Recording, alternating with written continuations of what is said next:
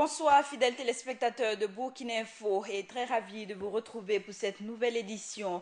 L'actualité ce 13 janvier 2016 est marquée par la formation du nouveau gouvernement de Paul Kabatieba.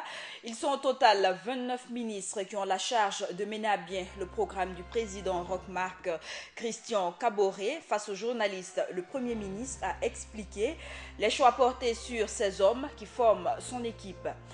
Gouvernement Paul Kabatieba 1, les 29 ministres ont eu une prise de contact cet après-midi avec le président du Faso. Chacun se dit conscient de la mission qui les attend. Et à l'Assemblée nationale, les députés ont procédé ce matin à l'élection de 8 secrétaires parlementaires et des membres devant siéger à la Haute Cour de justice.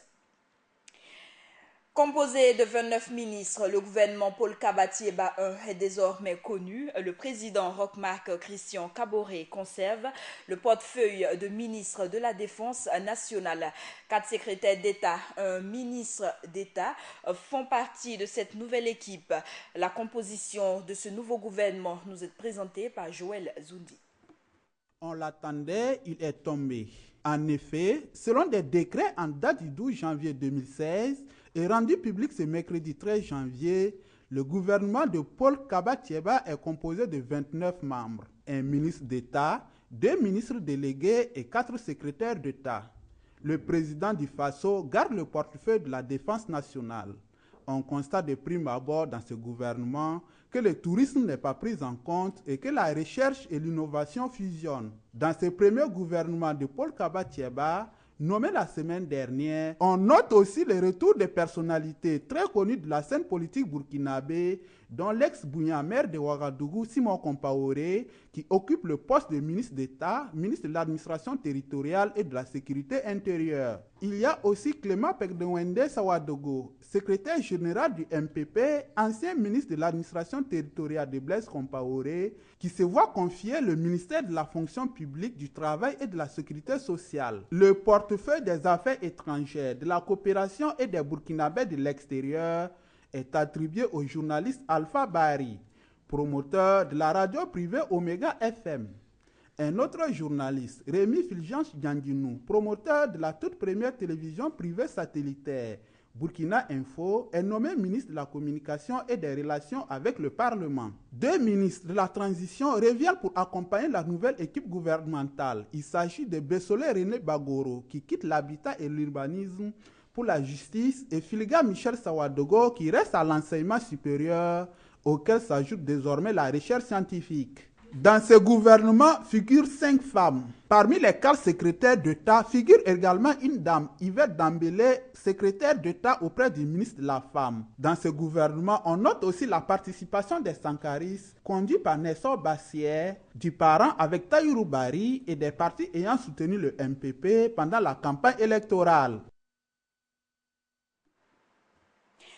Le Premier ministre Paul Kabatieba a tenu ce matin à expliquer le choix porté sur les ministres de son gouvernement, le patriotisme, l'éthique, la probité en politique. Les critères de compétence, ce sont les valeurs qui ont prévalu au choix de ces hommes. Le chef du gouvernement affirme qu'il y aura tolérance zéro pour les ministres qui sont impliqués dans des dossiers quelconques. Le reportage est signé Lassané et Ouetraogo. La formation du gouvernement Tieba, tant attendue, est enfin connue. 23 ministres, 2 ministres délégués et 4 secrétaires d'État constituent ce gouvernement post-transition. La présente conférence de presse rentre dans le cadre d'une volonté manifeste du chef du gouvernement d'expliquer le choix des hommes censés conduire la politique du programme présidentiel. Les orientations qui ont présidé à la formation de ce gouvernement, je vais vous les citer. C'est d'abord le patriotisme. Pourquoi le patriotisme? Vous savez, comme j'ai dit, on ne peut plus gouverner ce pays de la même façon.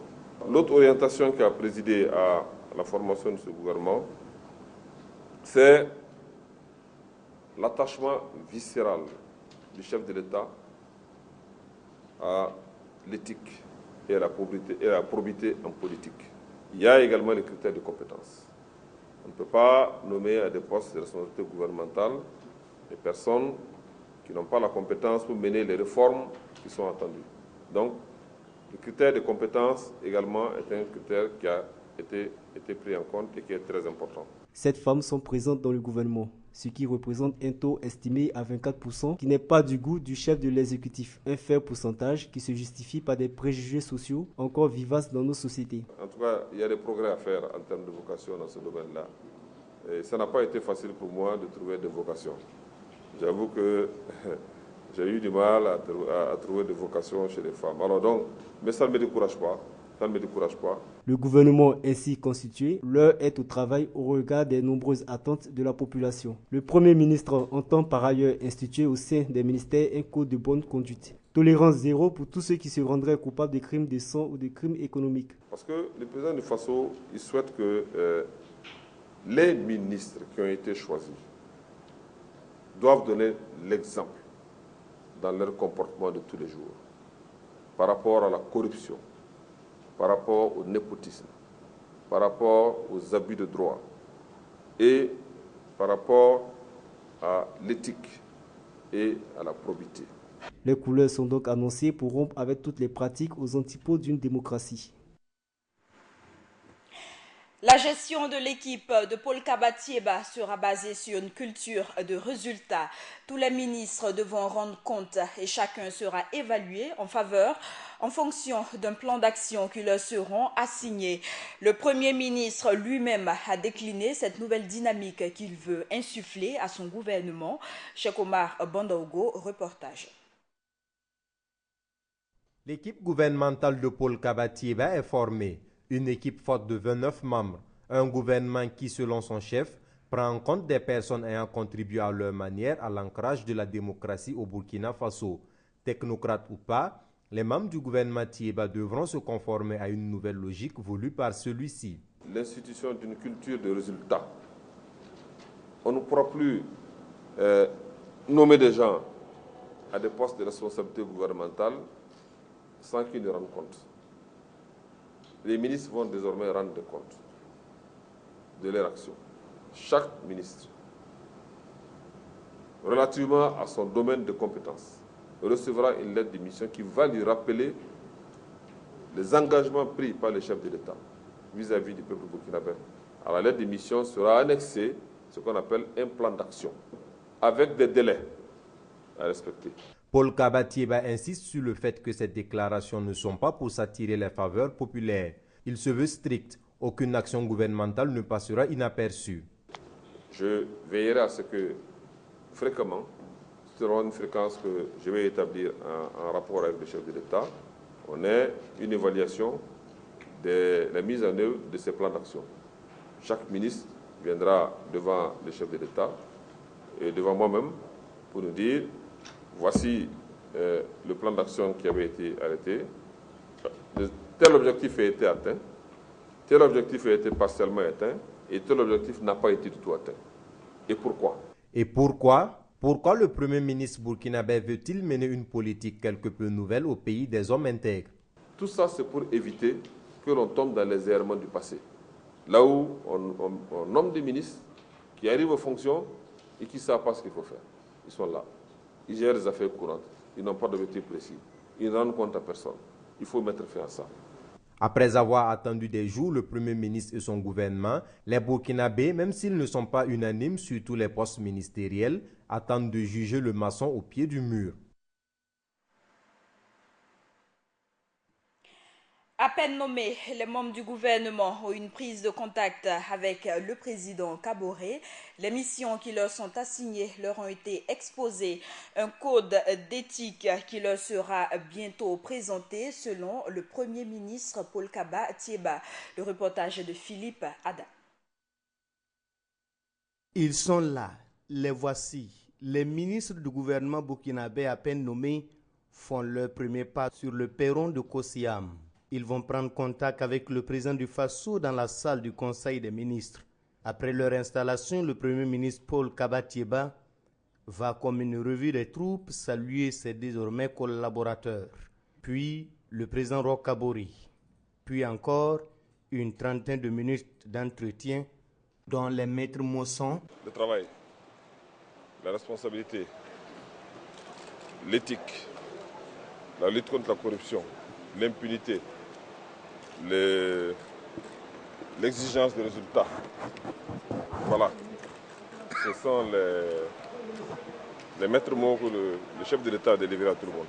Les ministres du gouvernement vers son Paul Kabatieba seront astreints à des exigences contenues dans un code d'éthique qui leur sera bientôt présenté, dixit le chef du gouvernement. Le chef de l'État a dit qu'un code d'éthique et de bonne conduite sera rédigé. Tous les ministres seront astreints à respecter ce code de bonne conduite. Et naturellement, on ne tolérera pas donc d'écart par rapport à ce code de bonne conduite. Et en plus, le chef de l'État a rappelé que, conformément aux dispositions constitutionnelles, tous les ministres seront astreints maintenant à faire une déclaration de patrimoine. Une déclaration de patrimoine aussi bien qui sera déposée au Conseil constitutionnel et qui fera l'objet d'une publication. Le travail du gouvernement a bien commencé. La priorité dans son esprit est l'assainissement de la gestion des biens publics et sortir le pays de sa torpeur. On ne peut plus se contenter de faire comme par le passé. L'heure maintenant est vraiment à se mettre au travail pour obtenir des résultats et changer la vie des Burkinabés. Nous avons des problèmes dans tous les domaines. L'adduction d'eau, l'assainissement, la santé, l'énergie, les questions de productivité de l'agriculture, etc., etc., etc. Tout ça, ça nécessite un sursaut. Et nous voulons capitaliser sur le sacrifice de nos jeunes, de nos martyrs, qui sont tombés au champ d'honneur, pour demander à la jeunesse et au peuple burkinabé de faire encore plus d'efforts pour transformer cela en une victoire maintenant sur le plan économique et social, de manière à ce que le Burkina ne soit plus une fatalité. Cette prise de contact enclenche la marche du bateau battant pavillon Burkina Faso vers des lendemains meilleurs. Et à la fin de ces travaux, nous avons recueilli à chaud les toutes premières réactions de quelques ministres. C'était au micro de Philippe Ada. Je pense qu'il ne faut pas aller dans la précipitation. C'est un gouvernement qui vient d'être mis en place. Nous avons eu une première réunion de prise de contact. C'était vraiment pour un peu, comme on dit, briser la glace, connaître l'équipe, avoir la vision du président et ses orientations que nous avons bien reçues. Bon, laissez-moi le temps de recevoir les dossiers et puis on organisera une rencontre ultérieurement. C'est une réaction à la fois d'humilité et de responsabilité, parce qu'il s'agit d'un appel de la patrie et en la matière, nous n'avons pas le droit de s'y dérober. Je réponds à cet appel avec le sentiment d'apporter ma modeste contribution dans l'œuvre collective de construction nationale et je m'évertuerai à être à la hauteur de la mission qui m'a été confiée. Les défis pour le Burkina doivent être ailleurs. C'est les défis pour faire face au contexte sous-régional, le contexte sécuritaire sous-régional. Et il est important que les différents pays de la sous-région s'entendent bien pour faire face à ces défis sécuritaires. Et donc nous allons travailler beaucoup à renforcer les relations avec tous les pays voisins. Et puis la coopération également, étant donné que, vous savez, le Burkina est dépendant de certains pays, tout comme des pays dépendent de nous. Et il est important de renforcer cette coopération avec. La nomination est une gratitude.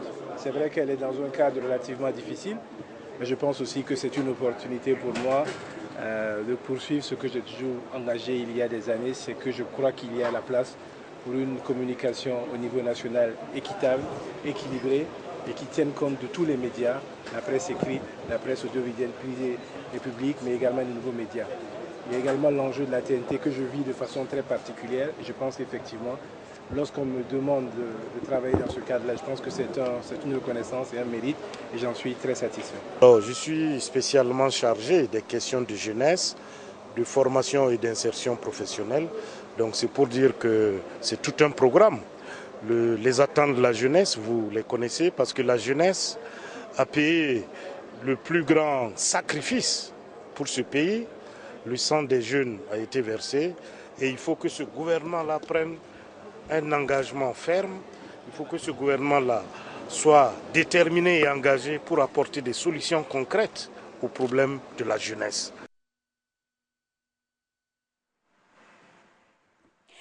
Et l'actualité, c'est toujours bien sûr la composition du gouvernement Paul Kabatieba 1 avec 29 ministres. La composition de cette nouvelle équipe a tenté de respecter le format des recommandations formulées par la Commission de la réconciliation nationale. Un gouvernement de rupture salué par Maître Guy Hervé Cam dans ce reportage signé Viviane Bama. Très attendu après l'annonce du nom du Premier ministre, le nouveau gouvernement formé par Paul Kabatieba est désormais connu. Nombreux sont les acteurs de la scène politique qui attendaient de voir la taille de ce gouvernement. Dans la constitution de la Haute-Volta, si on peut le dire, de 1977, il était déjà constitutionnalisé que le nombre de ministres ne devrait pas dépasser 20. Et sous la transition, on a prévu 25 ministres et la Commission de la réconciliation nationale et des réformes a proposé aussi un avant-projet de constitution où elle dit que le nombre des membres du gouvernement doit être limité à 25 au plus. C'est finalement un gouvernement fort de 29 membres qui a été mis en place par le Premier ministre. 29 membres repartis en 23 ministres, 2 ministres délégués et 4 secrétaires d'État. Avec une telle configuration, Paul Kabatieba est resté dans l'esprit de la Commission de réconciliation nationale et des réformes qui proposaient une limitation de la taille du gouvernement à 25 ministres tout au plus. Comme je l'ai dit tantôt, il ne faudrait quand même pas un gouvernement pléthorique parce que ça déjà, ça va paraître du déjà vu. Et ce que nous souhaitons quand même aujourd'hui, c'est la rupture. Et il y a eu la rupture avec la désignation de M. Paul Thiéba. Peut-être il appartient maintenant à M. Paul Thiéba de faire aussi la rupture en ne faisant pas donc un gouvernement pléthorique comme on a l'habitude de le voir. Somme toute, notons qu'il n'existe aucune prescription juridique sur le nombre de postes ministériels. Par la taille de son gouvernement, le nouveau régime de Roch-Marc Christian Kaboré, à travers son premier ministre, marque la rupture avec les anciennes pratiques sous Blaise Compaoré, où les portefeuilles allaient toujours au-delà des 30 ministres. René Bagoro et Filiga Michel Sawadogo, ce sont deux nouveaux ministres qui ont déjà eu à occuper des portefeuilles sous la transition. De l'habitat et de l'urbanisme, René Bagoro se retrouve dans ce nouveau gouvernement au ministère de la Justice. Filiga Michel Sawadogo reste dans son ancien département, celui de l'enseignement supérieur. Des précisions avec Ibrahim Zongo. Bessolé René Bagoro et Filiga Michel Sawadogo, voici deux noms qui ne sont pas nouveaux dans le nouveau et premier gouvernement de Roch-Marc Christian Kaboré. Ces deux personnalités, en effet, sont issues du gouvernement de la transition qui a conduit le pays depuis la chute de Blaise Compaoré. Le premier cité, René Bagoro, a occupé pendant les 13 mois de la transition le portefeuille de ministre de l'Habitat et de l'Urbanisme. Pour ce premier gouvernement de Paul Kabatieba, René Bagoro est nommé ministre de la Justice, des Droits humains et de la Promotion civique, garde des Sceaux. Un domaine pas du tout facile à gérer, en témoignent les défis qui l'attendent et les grèves sans cesse dans ce département. Il aura à créer les conditions favorables à l'application du pacte national pour le renouveau de la justice. En plus, il faut ajouter les grands dossiers de crimes de sang en latence, entre autres les dossiers Thomas Sankara et Norbert Zongo et celui du coup d'État. La tâche ne sera donc pas des moindres pour le juriste René Bagoro au département de la justice. Le second ministre est conduit après la transition, Filiga Michel Sawadogo. Si M. Bagoro a changé de portefeuille, Filiga Sawadogo, lui, garde son portefeuille des enseignements secondaires et supérieurs et de la recherche scientifique, auquel s'ajoute l'innovation. Un ministère également qui s'annonce très attendu en matière de réforme pour plus d'efficacité dans les formations. À titre d'exemple, les questions liées au système licence, master, doctorat et à la normalisation des années académiques. Filiga Michel Sawadogo devra donc nouer sa ceinture pour entamer des concertations avec les étudiants et les responsables d'université pour en trouver la formule exacte. En tous les cas, c'est une occasion qui lui est donnée pour achever le travail qu'il a commencé sous la transition. Et puis, un nouveau gouvernement met beaucoup de changements dans la dénomination des ministères. Le ministère des Affaires étrangères, celui de l'économie et des transports, pour ne citer que cela, ont changé de dénomination. Des changements qui peuvent s'expliquer dans le contexte social, économique et politique actuel. Cheikh Omar Bandaogo. Le tout nouveau gouvernement burkinabé est maintenant connu. Le Premier ministre Paul Kabatieba vient de mettre en place une équipe gouvernementale de 23 ministres, 2 ministres délégués et 4 secrétaires d'État. Un gouvernement qui, par sa composition numérique, vient rompre avec les 2 précédents. Autre nouveauté, les dénominations de certains ministères. Ainsi donc, le ministère des Affaires étrangères et de la coopération régionale devient ministère des Affaires étrangères, de la coopération et des Burkinabés de l'extérieur. Le ministère de l'administration territoriale et de la décentralisation et celui de la sécurité ne formeront qu'un désormais sous la dénomination de ministère de l'administration territoriale et de la sécurité intérieure. Le ministère de l'économie et des finances voit arriver un nouveau département. Il devient ministère de l'économie, des finances et du développement. Un grand changement du gouvernement de Tiéba, c'est le domaine de l'agriculture et de l'eau. Le ministère de l'Agriculture, des Ressources hydrauliques, de l'assainissement et de la sécurité alimentaire est scindé et donne le ministère de l'Agriculture et de l'aménagement hydraulique, celui de l'eau et de l'assainissement et celui des ressources animales et hydrauliques. Le ministère de la Culture et du Tourisme devient le ministère de la Culture, de l'Art et du Tourisme. Connu sous le nom de ministère des Infrastructures, du Désenclavement et des Transports sous la transition, ce département devient le ministère des Transports, de la Mobilité urbaine et de la Sécurité routière. Un département de plus au ministère des Enseignements secondaires et supérieurs, désormais ministère de l'Enseignement supérieur, de la Recherche scientifique et de l'Innovation. Le ministère de la Recherche scientifique et de l'Innovation est donc supprimé. Le ministère de l'Environnement et des Ressources halieutiques devient le ministère de l'Environnement, de l'Économie verte et du Changement climatique. Celui de la jeunesse, de la formation professionnelle et de l'emploi est désormais ministère de la jeunesse, de la formation et de l'insertion professionnelle. Le ministère de l'action sociale et de la solidarité nationale, en plus de changer de dénomination, s'occupera des questions du genre. Il devient ministère de la femme, de la solidarité nationale et de la famille. Autant de changements qui traduisent la volonté de prendre en compte de nombreuses questions liées à l'actualité. À présent, des réactions à la nomination du nouveau gouvernement. Les élus du Parlement donnent leurs avis pendant que l'UPC adopte la stratégie de la prudence. Le CDP salue déjà la nomination de l'équipe exécutive. Des réactions recueillies par Hassan Nakro. Les 29 membres du nouveau gouvernement de Paul Kabatieba est diversement commenté par les députés de l'Assemblée nationale. Pour Laji Koulibaly de l'UPC, le parti adopte pour le moment la stratégie de wait and see. Pour nous, comme nous avons toujours dit, nous avons une position, ce qu'on dit en anglais, de wait and see. En ce sens que, bon, ils ont choisi des gens, nous disons que toute personne est apte à être ministre. Mais c'est sur le terrain qu'on verra si ce dernier est capable ou pas. Je me dis aussi, avant de nommer, ils ont dû voir les profils. Parce qu'il y a un minimum, et le minimum c'est le profil. Même réaction pour Juliette Bonkongo du Congrès pour la démocratie et le progrès CDP qui apprécie cette formation du nouveau gouvernement, même si le CDP n'a pas été consulté. C'est un gouvernement resserré, 29 personnes. Je pense que c'est bien, j'ai une appréciation positive parce que je pense que ça prend en compte les difficultés au plan économique et financier que nous avons.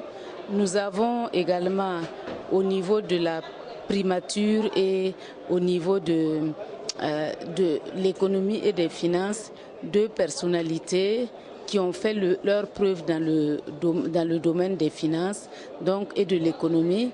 Donc je salue l'idée de faire appel à des compétences, même si ce sont des compétences qui n'étaient pas au Burkina. Non, le CDP n'a pas été consulté et il n'y a rien de mal à ça ou d'anormal. Quant à Bissiri Sirmoua du MPP, l'homme qui était pressenti par le peuple burkinabé à la tête du gouvernement, apprécie positivement le nouveau pouvoir exécutif. Je crois qu'il faut vraiment voir dans ce gouvernement une volonté vraiment de faire les choses autrement. Vous étiez attendu par le peuple burkinabé, vos noms ont circulé sur la toile, sur les différentes toiles des organes et même sur les réseaux sociaux. Finalement, vous n'êtes pas. Pourquoi? Qu'est-ce qui explique?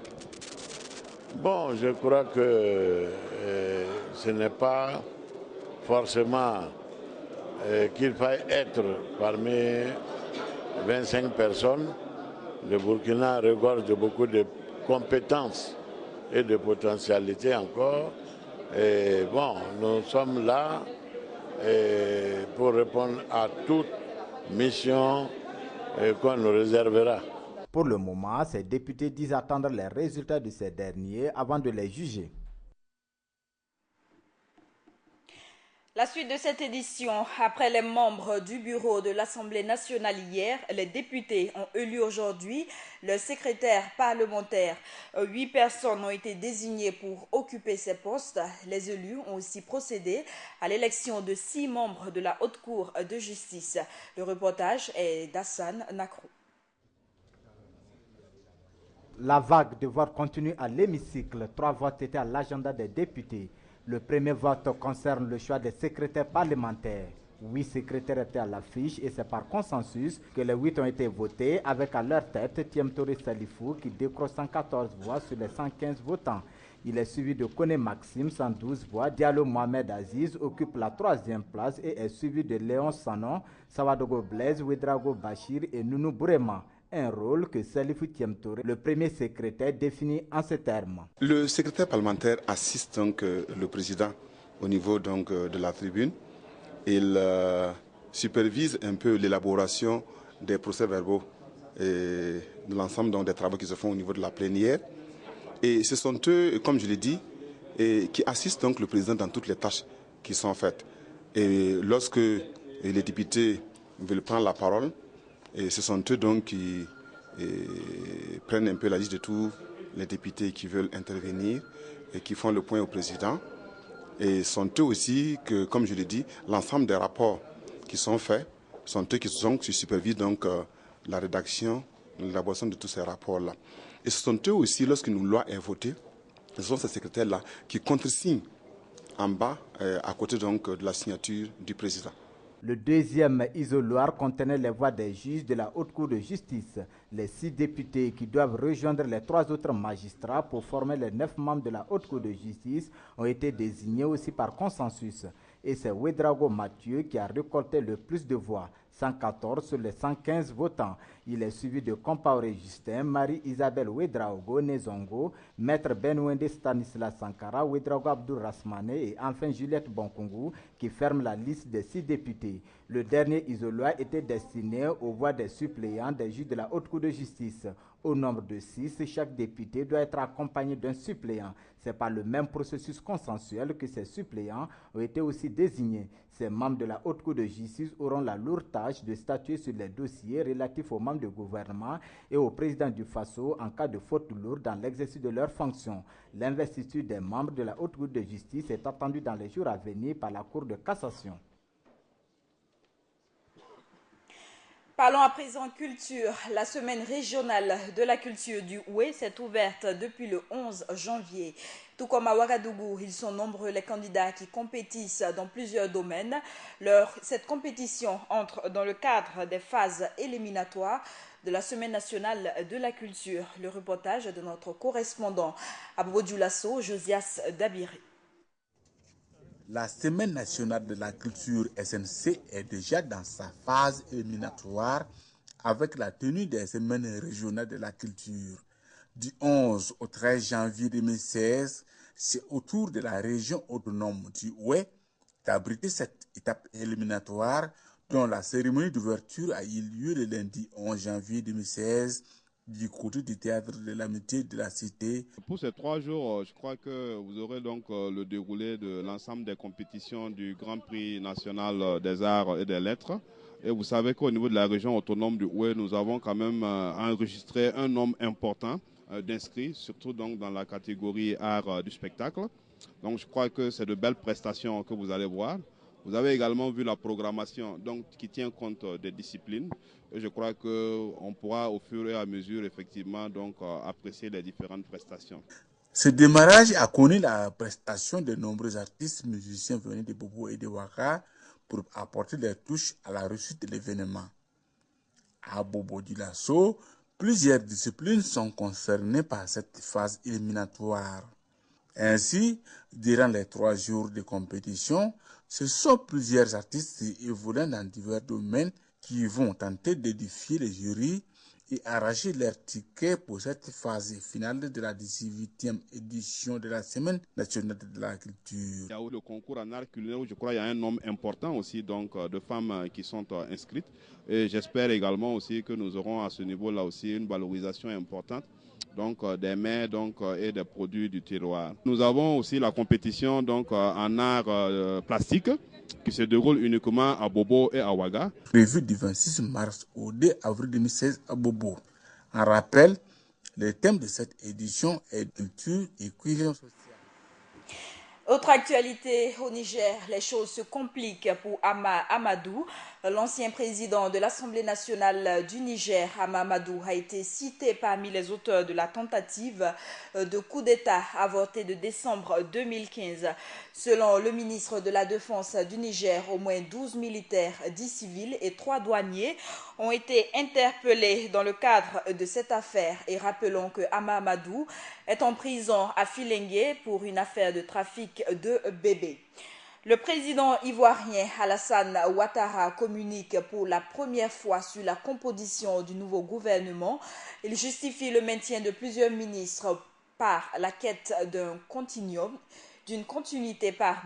puisque de nombreux chantiers sont inachevés.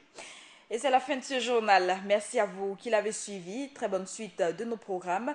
Et bonsoir à tous ceux qui nous suivent depuis la Côte d'Ivoire grâce au satellite Eutelsat CSA.